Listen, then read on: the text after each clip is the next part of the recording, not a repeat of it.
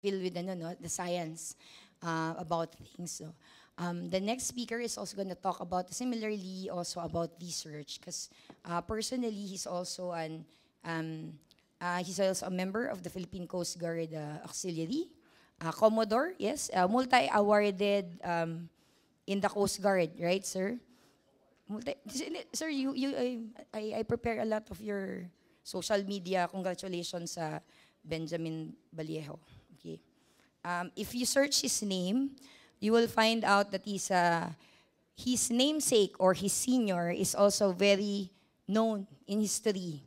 But but even if he has established his name, his father is very well known in the military at a certain time, but he's also known, he has established his own name in a different field, which is in the field of marine sciences. I think he just came from, if I'm not mistaken, sir, Tawi-Tawi na, sir, before. Busan for uh, a particular engagement in Busan. Um, Dr. Vallejo is, as he is known, or Sir Junjun, or Sir Ben to some of us, is also a professor in the University of the Philippines, who's very much engaged also in the Philippine Coast Guard. He's also known also for a lot of his engagements, particularly in the preparation of the marine science, what do you call this, maritime, no, not data protection, so the review for the maritime studies. Ilan po, sir? And, ilan po, sir? So as we delve with Doc Muji's talk about fisheries. By the way, the talk of Doc Muji also with the Center for Humanitarian Dialogue has been shared with different agencies. But the problem is, how do we actually transcend from the researches and the sciences as mentioned? There is data, but how do we actually transition from the science to the policy, and how we can also understand how we can further benefit from these particular cases. So allow me to read something about Dr. Vallejo. Dr. Benjamin Vallejo received his Bachelor in Science from the University of the Visayas in 1988, where he majored in aquaculture. He proceeded to be a to the graduate school as a scholar in Marine Sciences program, with a focus on studying mollusks at the University of the Philippines, Diliman. Upon receiving his master's degree in 1903, he worked in setting up the real-based global coral reef databases with ICLAR, tama ba, sir? Now World Fish Center. He received his PhD in 2004 from James Cook University in Australia, where he did a thesis on the biogeography or coral reef shore, geopods. His work has been widely recognized for its impact on understanding and preserving ecosystems in the context of climate change and urbanization. And his notable awards include, sorry, I was not able to put your Coast Guard award, sir, but an Outstanding Scientist Award from the National Academy of Science and Technology, the Gawad Chancellor for Outstanding Research at the University of the Philippines. And additionally, he is also an active member of many international scientific organizations where he continues to contribute to global discussions on sustainable development and environmental policy. With numerous peer-reviewed publications, Dr. Vallejo is also a leading voice and a multi-requested researcher in advocating for evidence-based environmental solutions, emphasizing on interdisciplinary approaches to pressing ecological challenges. And his dedication to science and public service continues to inspire progress in environmental conservation and sustainability. Okay, allow me to introduce Dr. Benjamin Vallejo. Junior. Sir Junior.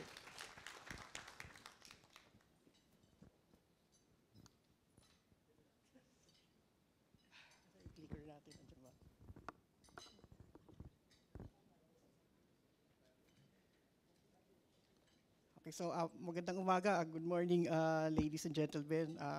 So happy to be with clicker. Ito yung forward, no?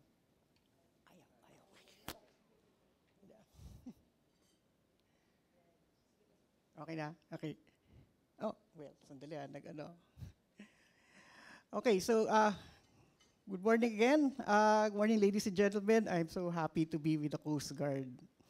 If the Coast Guard asks for me to help, I'm very much glad to do it. No? What I'm going to talk about parang yung parang sequel nung sinabi ni Doc Muji kanina on cooperation. Basta mga problema natin dito sa yung geopolitical problems natin, ang solution yan is actually more on this diplomacy and also on cooperation or scientific cooperation. So sisimulan ko muna dun sa number 1, science advice. Kailangan natin ng mga siyentipiko na magbibigay ng abiso sa gobyerno para makapag-desisyon ito or policy decision na mahusay, no, na based on or informed by science evidence. Yun ang point ni Doc Muji kanina. Ngayon, kung ang ating concern ay multinational, so kailangan natin diplomatic approaches dito. Pinakita ni Doc Muji yung cooperation among the countries surrounding the South China Sea, West Philippine Sea on managing a particular fishery, which is the tuna fishery, and also to do research on where the larvae are going. And the information says that the fish are spawning in the South China Sea, West Philippine Sea area. Now, bigyan ko lang kayo ng background on science diplomacy in the Cold War kasi lahat naman ng mga issue na to naging focus ng Cold War, yung superpower rivalry sa pagitan ng USSR, the Soviet Union, and of course the Western powers, including the US and the British and the French. And now what are our geopolitical realities today? And how can we pursue science diplomacy and cooperation? And some examples that are possible and were successful in the past.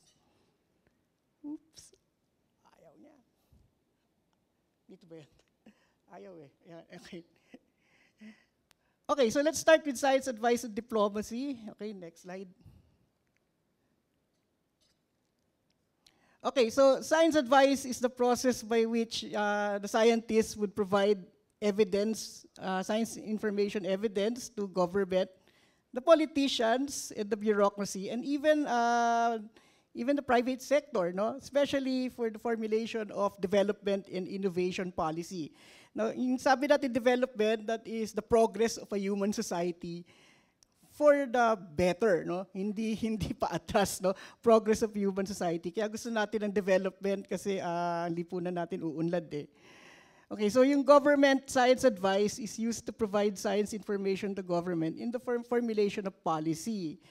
Now, ang tinatawag sa nagbibigay ng science advice ay formal or informal. Formal yung merong appointment sa gobyerno, katulad ng mga ating mga kasama sa Department of Science and Technology, sila nag-a-advise sa presidente tungkol sa direksyon ng ating science and technology policy.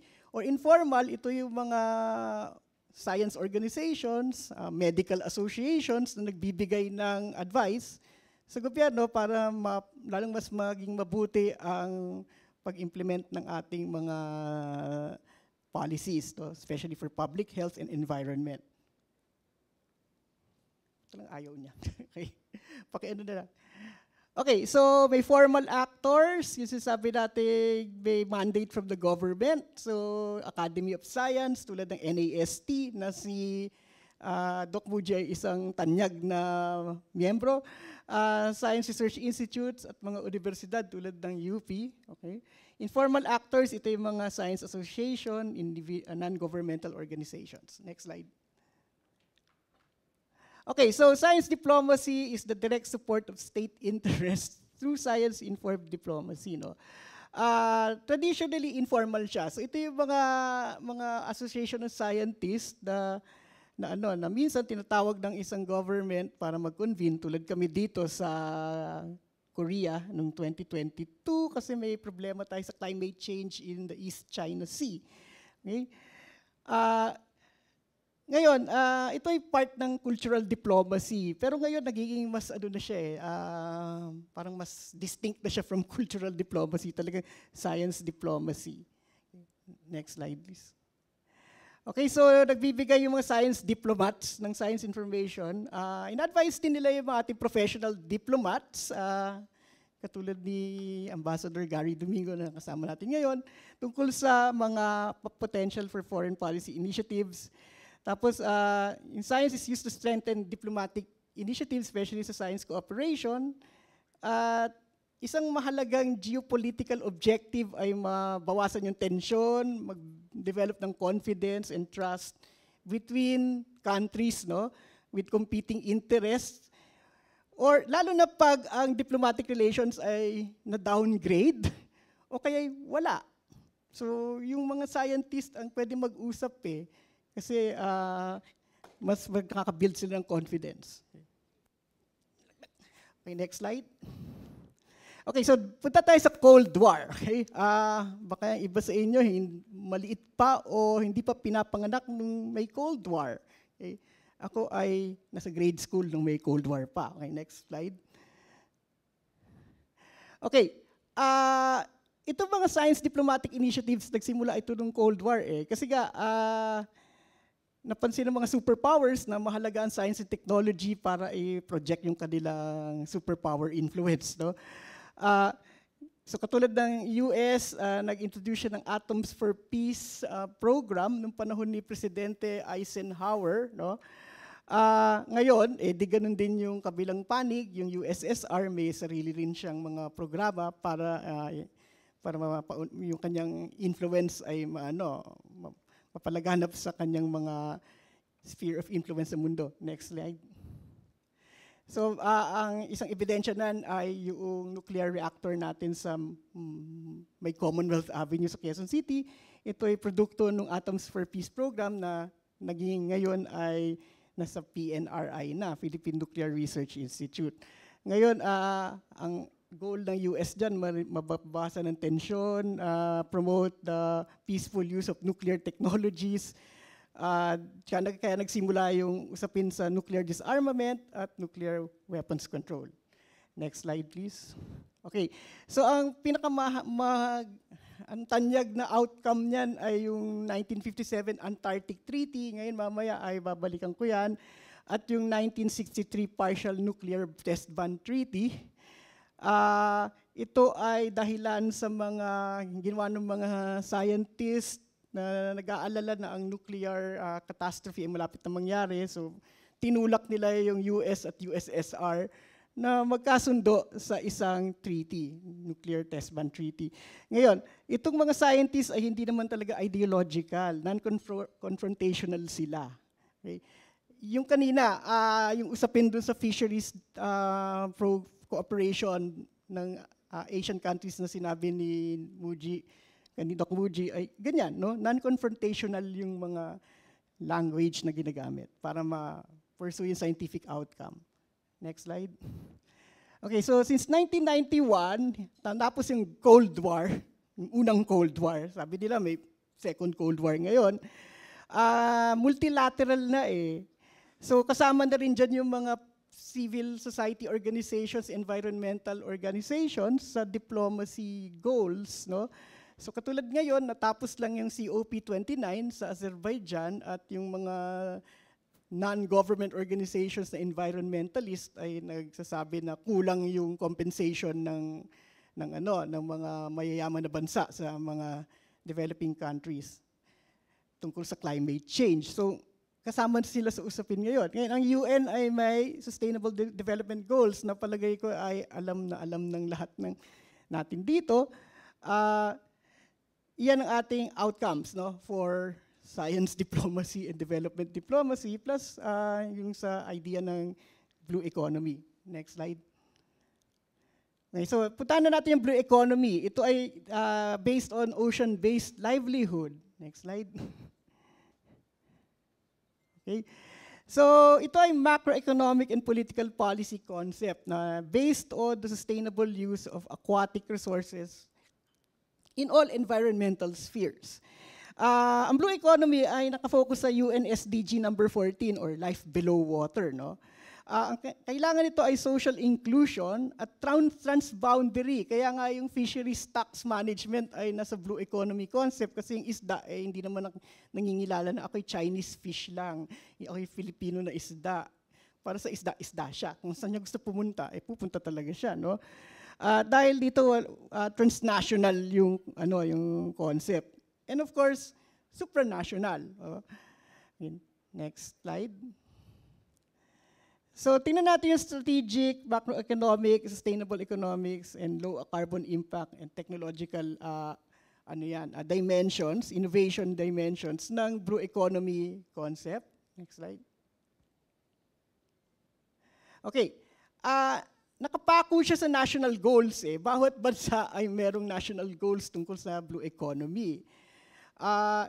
Isa dyan ay palawakin or expand your blue economy space.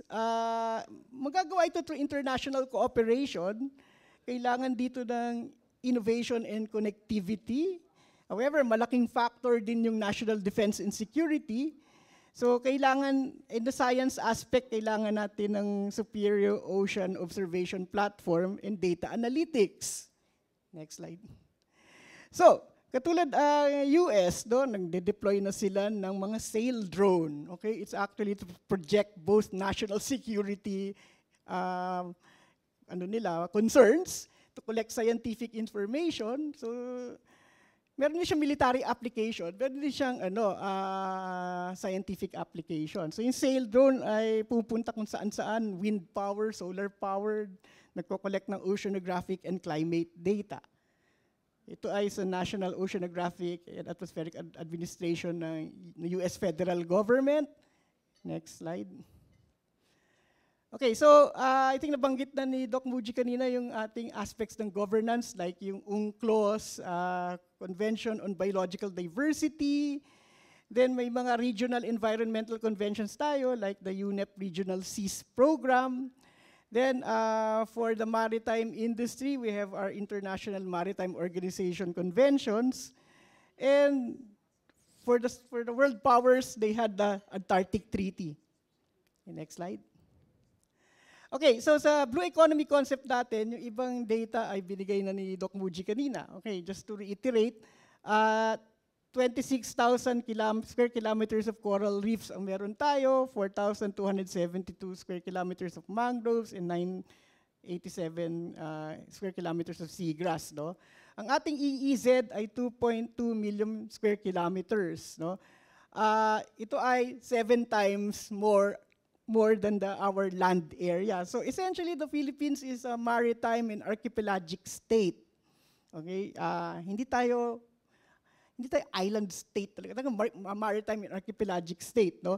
And sa loob ng EEZ na to ay may energy resources tulad ng nasa reed bank and possible mineral resources in the Philippine rice or Benham rice. Okay, next slide. Ngayon, a major issue is on food security. Nabanggit na ni Doc Muji kanina yung pagbagsak ng nasa red na yung ating mga fishery stocks. Ngayon, ang pangkaraniwang tao ay hindi niya nakikita yung pagbagsak ng fish tax. Kung hindi siya namamalengke, pag namalengke ka, malalaman nyo. Kasi una, nagmamahal ang presyo ng isda. At nag-i-import na rin tayo ng isda.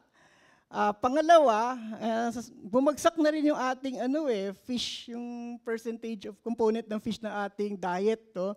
So, noong 1993, 36 kilogram per year ang kinakain ng bawat Pilipino. Ngayon, noong 2019 ay 14.6 kilogram per year na lang. So halos nangalahati yung decrease in our fish consumption. No? Ngayon, 39% of the per capita consumption noong 2019 ay galing sa bangus at tilapia. Okay? At karamihan ng kinakain nating isda ay processed fishery products, yung delata. Okay? Ngayon, ang problema kasi, yung aquaculture na isda ay mas mahal. Yung mga may kaya lang ang makakakain noon. Kaya hindi pwedeng, pag naubos ang fish stocks natin, wala nang hindi makakabili ng seafood. Yun ang ng isda. So saan mo kukunin yung protein requirement? No? Hindi naman pwede natin kunin yan sa livestock kasi mahal din yun. At kulang din yung land area natin para mag-produce ng livestock tulad ng mga baboy at baka at manok at kung ano pang mga land animals. No? So next slide please. Okay, so fisheries contributed to 1.3% of our national GDP, around 394.1 billion US dollars in 2021 nung inassess yung economy natin right after the pandemic. No? The marine habitats, I have an estimated valuation of 9.664594 billion US dollars or 15.269 trillion Philippine pesos. No? Kasama dyan sa blue economic activities ay tourism na nagko-contribute na 25% to our blue economy. Pero kailangan pa pag-aralan yan. No? Parang rough estimate yan. Ocean tourism contributes to at least 68 million USD, no? And to the blue economy, and the maritime industry includes fishing and commercial vessel operations, contributes to around 210.39 billion, no? Nung sa early estimate in 2009, nung panahon ni President Macapagal Arroyo, merong wide, malawakan na study niyan na may report sa Marina. Pero ang estimate ngayon ay sa 2022 ay 720 billion na ang contribution ng maritime industry. And that's 3.6% of the GDP of the Philippines. So kailangan natin protektahan yung maritime industry natin. Kasama doon yung mga seafarers, no? Yung kanilang welfare. Okay, next slide. Okay. Ngayon, the ocean is a poorly policed domain kasi ang lawak-lawak niya. The only way we can police it properly is to have enough naval and coast guard presence in our waters. No? Next slide. So ito na ngayon magiging operational space natin. Kailangan mo ng science information dyan. No? Ngayon, siguro alam nyo na intelligence is gathering information. Any kind of information. Pwedeng information for science, environment, at pwede rin for national security and defense. So meron tayong science intelligence, environmental intelligence, which would allow us to assess our resources like fisheries. Of course, di natin pupuntahan yung battle space kasi that's we don't want to go into war with any country, no? But eventually, we need to be aware of all of these. Magkakadugtong yan yung mga so-called operational spaces. No? Pero magpo-focus lang ako sa science space and science intelligence space. No? Next slide. Kasi palagi tayong may uncertainty. Hindi tayo sure kung ano nangyayari doon sa labas. Okay, next slide. So, may mga levels of uncertainty na ano lang pagdating sa sa environment. Pwede may surface uncertainty. Yung madali naman ma-resolve yan. Meron shallow uncertainty, okay? And deep uncertainty, talaga hindi na natin talaga alam na complex pala yung problema, tapos maraming salungat or contradiction, at may kagaluhan or chaos. Kailangan natin ng enough scientific information para maiwasan ang uncertainty. Next slide. Ngayon, surface uncertainty is kung kulang ang ating scientific information or talagang hindi natin alam. Mangmang tayo sa scientific fact. Ngayon, shallow uncertainty, yung tinatawag itong vincible ignorance. So, ito yung makakuha tayo ng scientific information, alam na natin gagawin natin. No? So science research will give some of the answers, of most of the answers. So, and yung deep uncertainty, invincible ignorance. Because hindi natin alam kung yung hindi natin alam. Para tayong bulag talaga pagdating sa environmental awareness, no? Yung deep uncertainty. Next slide. Ngayon, ito, binibigay ko to sa klase ko sa STS itong sinabi ni Donald Rumsfeld, dating Secretary of Defense ng US, no?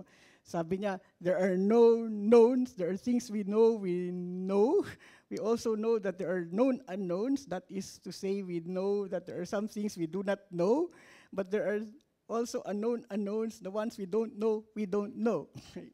Naku, naging famous si Rumsfeld dyan, at nung unang lumabas dyan, edi ang dami-dami mga maraming jokes tungkol dyan. No? Sabi na, ano bang klaseng defense secretary to? Pero, tama naman si Donald Rumsfeld Next slide. Kasi may mga known unknowns, no? Yan, alam natin anong gagawin natin. Kasi, alam natin na yung pagkukulang tayo na information, pwede natin punuan yan ng science information. Katulad dyan ay flight delay, no? Sa mga, palagi tayo na-experience ng delayed flight, anong gagawin natin? Tingnan natin yung flight information board o kaya tawagan yung airline o tingnan ang social media post ng airline para malaman natin kung bakit na-delay ang flight. So, known unknowns, so madali, no? Next slide.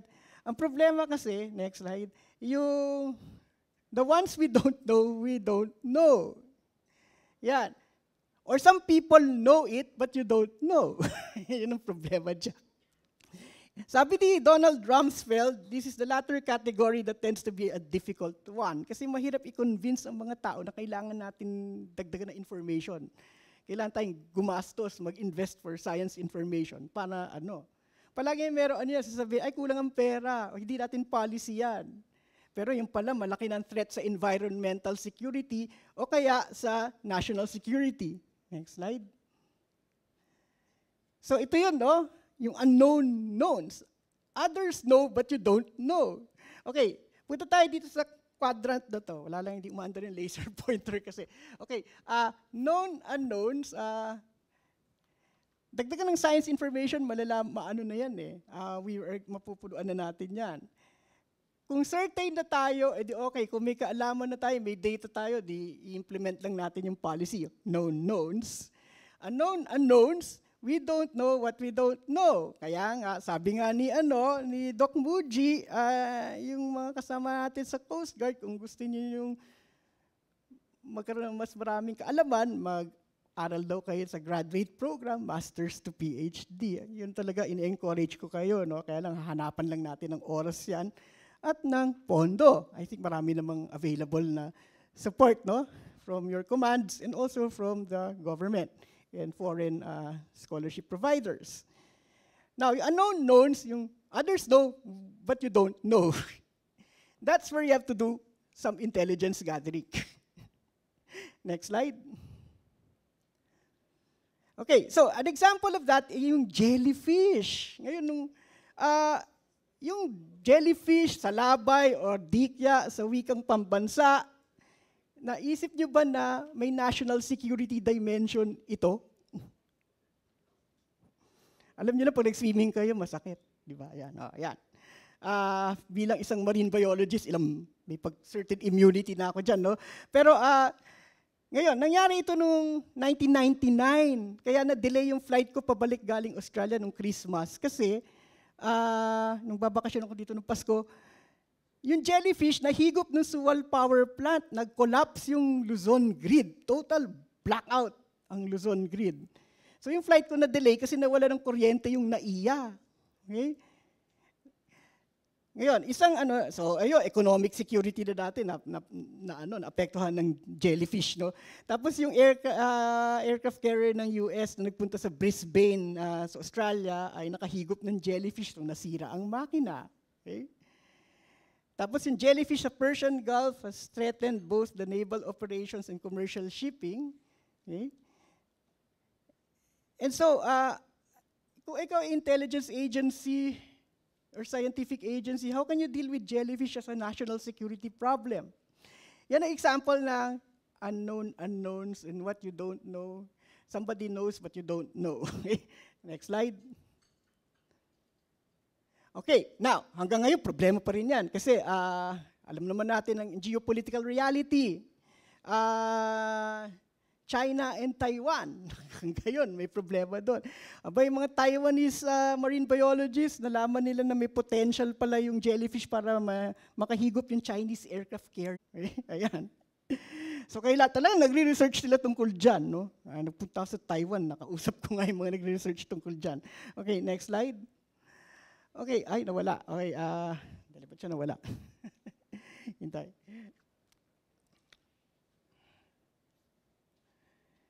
Yung jellyfish na yan, okay. So, kailangan nyo talaga ng information sa biology ng jellyfish. Okay, so, anong gagawin natin para malaman natin biology ng jellyfish? Okay.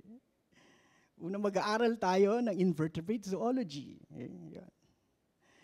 Dapat alamin natin yung polyp stage, medusa stage. Ayun. Gano'ng katagal ba siya sa plankton? Ayun, ayun. So, yun yung basic scientific information. Alam natin na magkakaroon ng national security dimension in one way or another. No? Oops, nawala yung ating signal. Ano kayo nangyari dyan? Okay. Ha? Oh.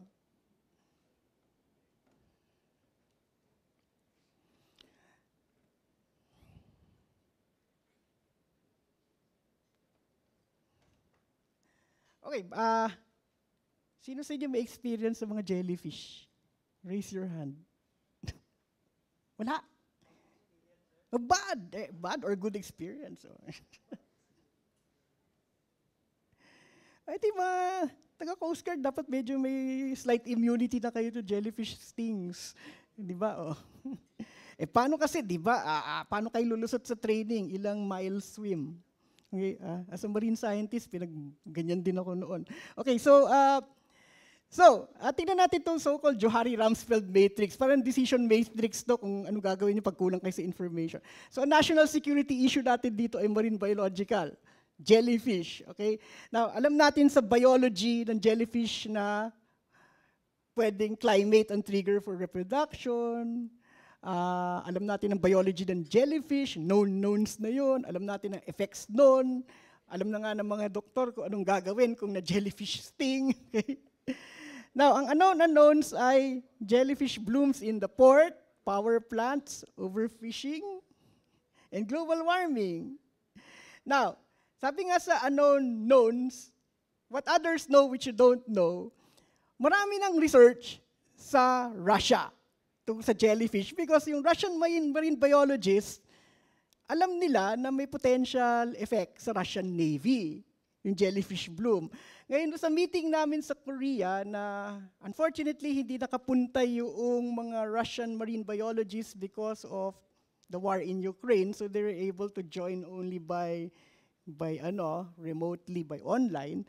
Nireport nila yung mga research, open naman pag scientific information, na ginagawa about effects ng jellyfish on commercial shipping. Of course, hindi na sinabi yung effects on the Navy, no? But the drift of that research is towards the Navy. So, impacts of jellyfish on naval operations, yun nga, yung nakita ng Taiwan group na may threat to the Chinese aircraft carrier. Okay? So, the Chinese government came up with a machine that shreds the jellyfish, okay? So, nag-react sila kaagad. Kasi alam nila eh. Ayan. So, next slide, please. Okay. So, mga potentials dan, we need to manage science information, and Doc Muji told us to communicate it properly. Sometimes you have to act. The science agencies and even the national security and intelligence agencies have to act on what is scientific that's provided before them. So, kailangan talaga yan, no? But pag wala tayong superior science information gathering capacity and technology, data curation, analysis, walang mangyayari. Mas marami nakakaalam kaysa sa atin. Okay?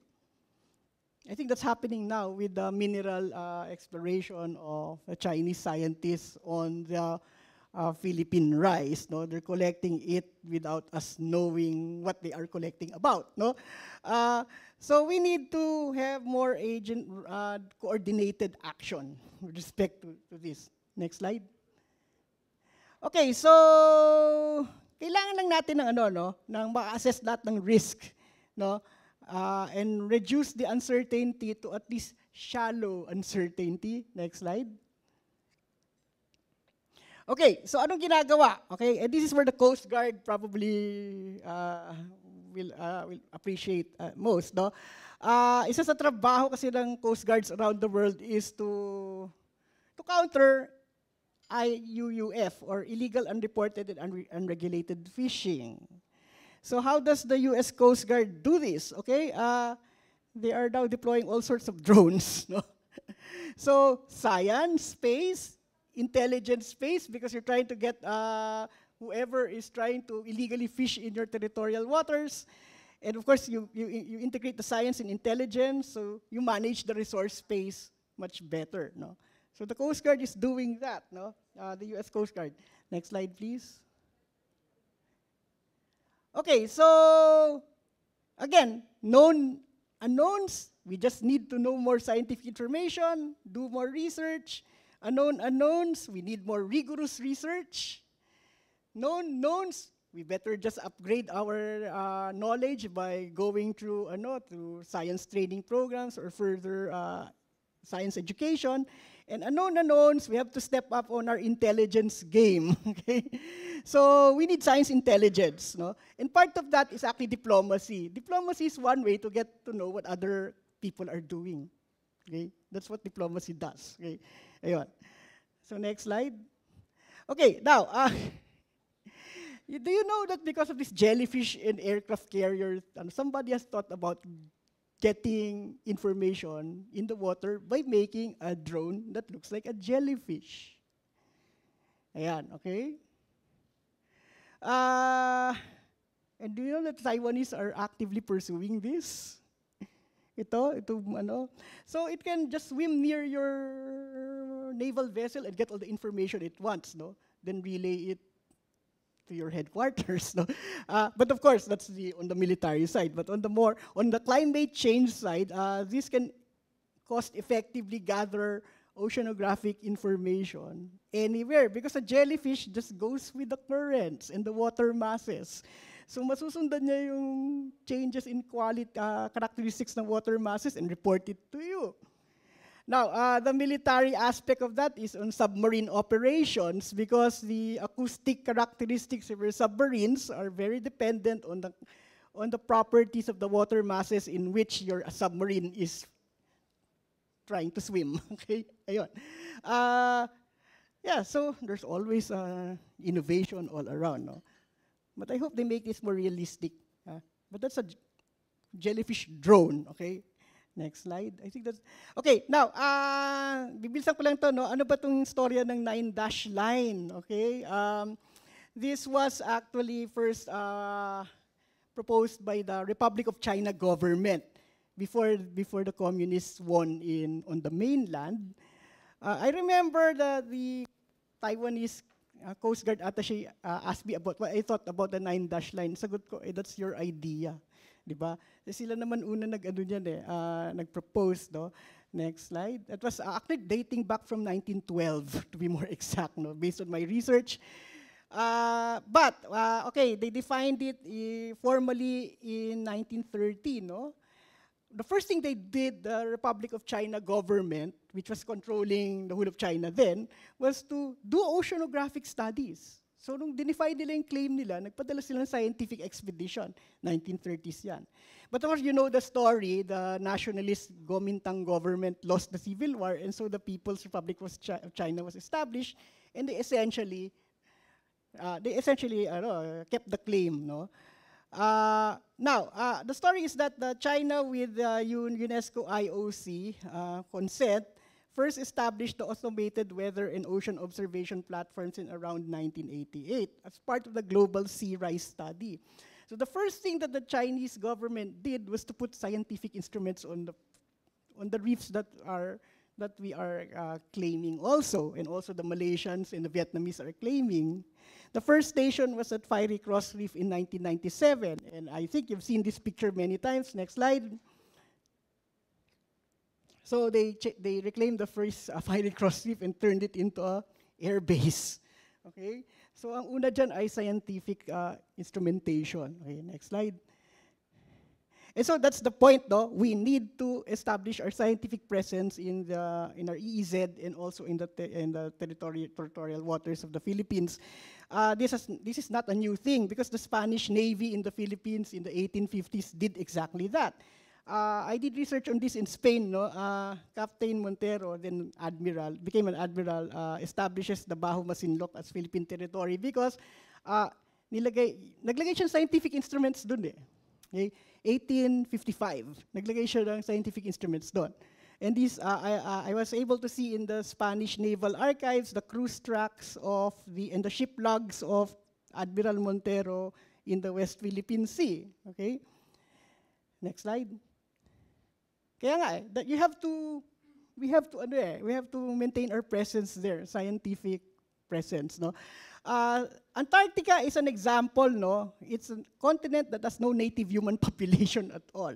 So after World War II, everybody wanted to claim it. The Soviet Union, the Russians, the Americans, the British, the French, the Japanese, the Argentines, Norwegians. And so, para hindi sila mag-away-away, nagkaroon ng Antarctic Treaty, which actually mandates the peaceful use of Antarctica and guaranteeing scientific cooperation, free exchange of data, okay? But the treaty does not go into contesting the claims of the world powers that want Antarctica. No? So hindi nila din ano yun. Bawal ang nuclear weapons sa Antarctica, open inspection of scientific facilities, and if there are problems, they have to refer it to the International Court of Justice in The Hague. And the treaty was reviewed after 30 years, and it binds the signatories indefinitely. This is an example of an international treaty that was successful because science diplomatic action. No? Next slide. So pwede ba yan sa WPS, South China Sea? Actually, Dr. John McManus proposed it in the 1980s, no? And a lot of scientists were actually pushing for that. In the 1980s, China was not yet a resurgent maritime power. No? Unfortunately, it did not really sail. yung ano niya. No? So, but now there are really some aspects, no, to revive it, at least to lessen the geopolitical tension in the WPS. No? Reviving the China-ASEAN Cooperation Framework, yung ating oceanographic cooperation with Vietnam and also with China we're trying to revive it. So next slide. And so the proposal was to establish a marine peace park in the Sprat list, no? And the original proposal was according to the model of the Antarctic Treaty, which would require demilitarization of the South China Sea and to free science research in the South China Sea. Next slide. And so I think, binanggit na ni Muji ito kanina, yung the coral reefs in the West Philippine Sea are so important in fisheries. So that was first done by John McManus in 1994. Tinuloy lang tinuloy. Ngayon we have more data to say it's really factual. Next slide. Okay, so ang challenges lang ngayon is the changed security environment, no? China says that that place is their own. So it actually gives us a lot of complications, no? Also, there's increased militarization in the South China Sea and West Philippine Sea. Scientific cooperation is premised that it's demilitarized. Yung walang masyadong military presence, because that really will hinder your science research, no? Now we know that the Chinese have prevented our fishers from accessing the South China Sea, not just us, the Vietnamese and the Indonesians too. So how can we build confidence and trust? No, I think that's a big challenge for us. No, next slide. So we need cooperative science activities. No, but these do not affect the present status quo of the South China Sea disputes. Okay, the scientists can't deal with disputes. No. It's more of a people-to-people confidence-building type of But the scientists are able to keep dialogue open. Sabi ni Doc Muji, we need dialogue open, no? And hopefully this will prevent political deadlock, no, between the countries involved. Because science diplomacy is not really that hardball. No? It's a soft power type of diplomacy, soft diplomacy. And even China, Vietnam, and the Philippines, Indonesia, Malaysia, and Singapore, all the ASEAN countries are actually on board with respect to science diplomacy. Question is how do we continue with it? Next slide. Okay, so we just have to keep talking. Okay, pag hindi na nag-usap yung mga parties, then that's a problem, no? So going back to our meeting, kasi I came from Busan, but that's with International Maritime Organization, no? But yung 2022 meeting namin is actually organized by regional scientists. And the organizers from Korean Academy of Sciences, they really insisted that the Russians be able to travel. Unfortunately, hindi sila makapunta. So, but that kept the dialogue open, no, between the Koreans, the Japanese, and the Russians with respect to managing the resources of the East China Sea. Kasi even the Chinese were able to exchange ideas. So that's the important point of science diplomacy, to reduce conflict, no, in our maritime domain. Okay, so if you have questions, ano ba next step na? Mamaya, okay. So maraming salamat sa pag-unlak invitation.